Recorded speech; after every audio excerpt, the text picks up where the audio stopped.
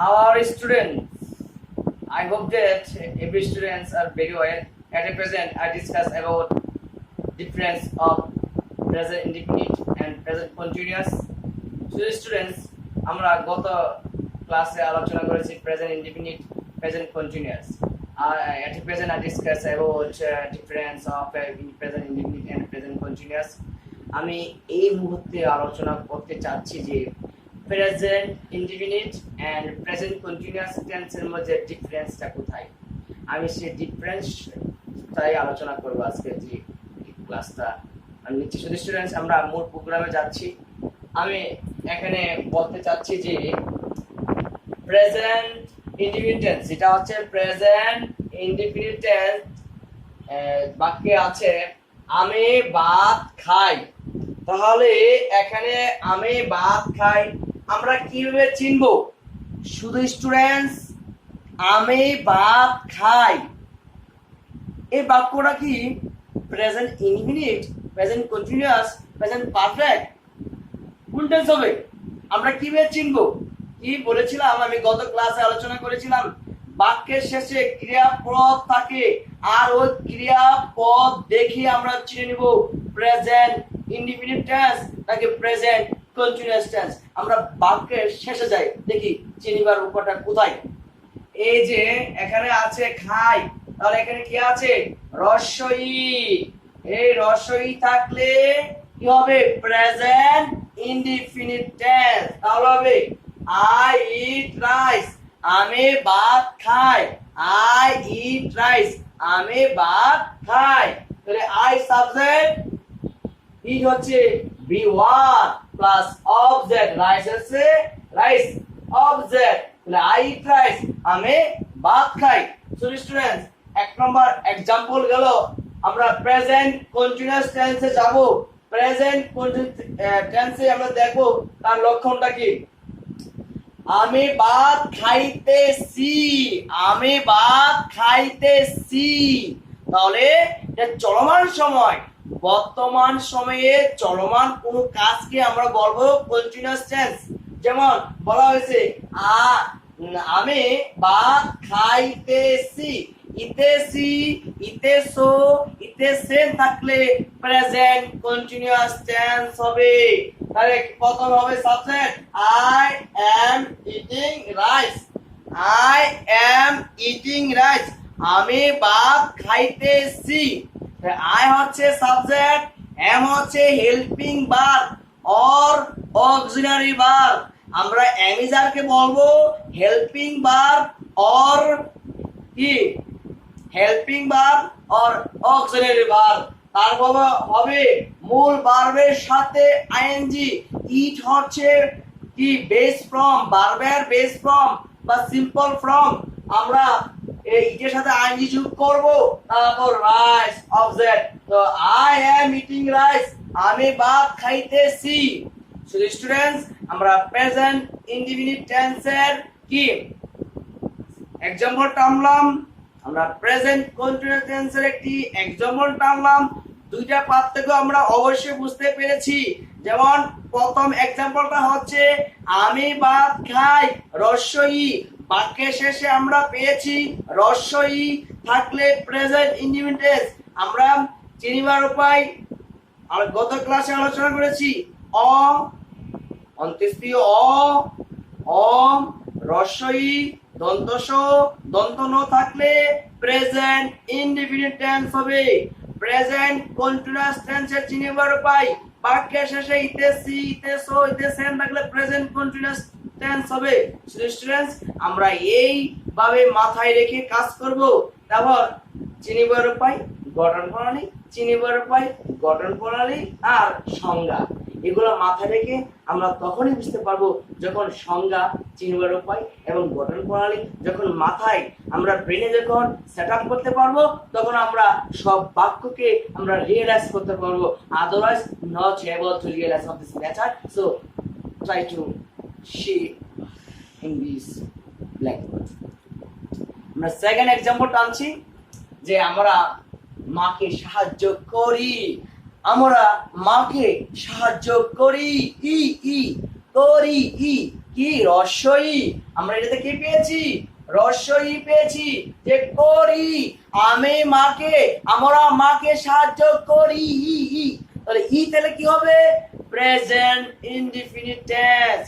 আমরা মাকে সাহায্য করি, তুমি মাকে সাহায্য করো, সে তাহাকে সাহায্য করে, আমি তাহাকে সাহায্য করি, বাবা আমাকে সাহায্য করে। এইভাবে আমরা ডিসাইড করবো বাক্যের শেষে এ থাকে কিনা, অ থাকে কিনা, দন্তস্ব থাকে কিনা, অ থাকে কিনা। এইভাবে আমরা ডিসাইড করে প্রেজেন্ট ইনডিফিনিট টেন্স থাকে প্রেজেন্ট কন্টিনিউয়াস টেন্স আমরা ডিসাইড করতে পারবো, আমরা ডিফারেন্স করতে পারবো present tense and present continuous টেন্সের মাঝে difference. You try to find out, every student try to find out difference of present continuous tense and present indefinite tense. So you try to realize of this lecture, then you get helped find out difference of present continuous and present indefinite tense. So you try to see at this class. আমরা মাকে সাহায্য করি, we help, we subject, help verb be1। ভার্বের তিনটি রূপ থাকে, every student know that verb has three from, so প্রতিটি ভার্বের তিনটি from থাকে, b1, b2, b3। present go and gone, go and gone, go কি b1 and 2 gone 3। তো প্রতিটি ভার্বের তিনটি ফর্ম থাকে। আমরা মাকে সাহায্য করি, we help mother, আমরা মাকে সাহায্য করি। কেন হয়েছে, প্রেজেন্ট টেন্স করি, রস্যই আছে, আমরা বাক্য শেষে কি পেয়েছি, পেয়েছি, সো প্রেজেন্ট টেন্স। আমরা মাকে সাহায্য করিতেছি, তাহলে বাক্য শেষে কি পেয়েছি, বাক্য শেষে ইতেছি পেয়েছি, বাক্য শেষে ইতেছি পেয়েছি, করিতেছি, আমরা মাকে সাহায্য করিতেছি, তাহলে আমরা বাক্য শেষে কি পেয়েছি, ইতেছি, ইতেছো, ইতেছে থাকলে প্রেজেন্ট কন্টিনিউয়াস টেন্স, সো এটা হবে present continuous tense, subject plus am is are plus ভার্বের সাথে আইএনজি প্লাস অবজেক্ট। সো ওই ফর্মুলাকে আমরা অ্যাকসেপ্ট করে আমরা ফিল আপ করতে পারি, we are helping mother, we are helping mother, আমরা মাকে সাহায্য করিতেছি। ওকে স্টুডেন্টস, আমরা কখনো ইংলিশকে কি করব না, মেমোরাইজ করব না। So every student try to realize of these topics, then you are able to solve any problem of English. Then you try to realize করতে হবে, no memorize.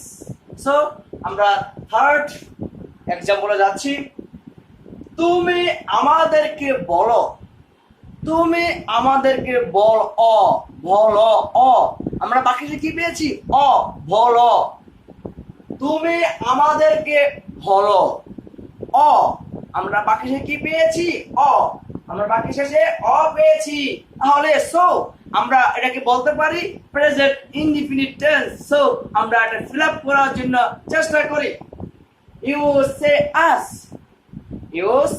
আস, তুমি আমাদেরকে সাহায্য করো। Thank you. আমরা প্রেজেন্ট কন্টিনিউয়াস টেন্সে যাচ্ছি, তুমি আমাদেরকে বলতেছো, তুমি আমাদেরকে বলতেছো, সো আমরা বাক্যের শেষে পেয়েছি ইতেছো, ইতেছে থাকলে প্রেজেন্ট কন্টিনিউয়াস, সো আমরা ইতেছো পেয়েছি। সো এই বাক্যের সেন্টেন্সটা হবে present continuous tense. You are saying us, you are saying us, তুমি আমাদেরকে সাহায্য করিতেছো, ইউ সাবজেক্ট, আর হচ্ছে হেল্পিং ভার্ব, বি সেইং, মূল ভার্বের সাথে আইএনজি প্লাস অবজেক্ট, এর গঠন স্ট্রাকচার।